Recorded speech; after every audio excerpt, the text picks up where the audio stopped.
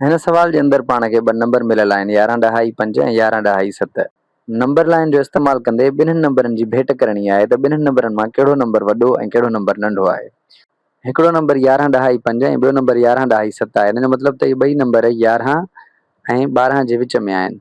सो 11 ऐं 12 खे पाण नंबर लाइन ते रिप्रेज़ेंट या ज़ाहिर कयो आहे। 11 ऐं 12 जो विच जेकॾहिं ॾिसूं त असां हिन जॻह ते हूंदो। जेकॾहिं 0.5 जो मतिलबु हूंदो आहे अधु त पोइ हिन मतिलबु 11.5 या 11.5 इन जॻह ते हूंदो। सो 11.5 पाण ॻोल्हे चुका आहियूं त लाइन में हिन जॻह ते मौजूदु हूंदो।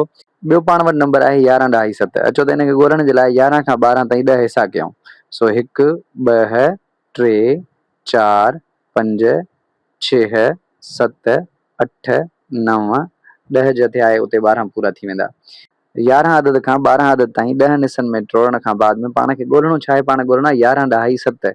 जेकॾहिं पाण 11.5 खां 2 एका वधूं त हिन जॻह ते 11.7 हूंदो। जेकॾहिं पाण ॻणियूं पोयां खां 1 2 3 4 5 6 7 सो 11.7 पंहिंजो हिन जॻह ते मौजूदु आहे। ॿई नंबर लाइन ते ज़ाहिर करण खां पोइ इहो आसान थी वियो आहे चकासण त आख़िर कहिड़ो नंबर हिन मां वॾो आहे ऐं कहिड़ो नंबर नंढो आहे।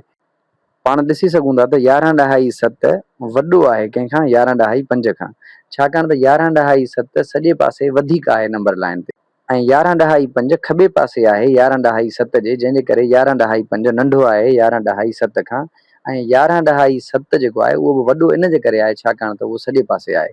सो उमीद थो कयां त तव्हांखे मौज़ूअ सम्झ में आयो हूंदो।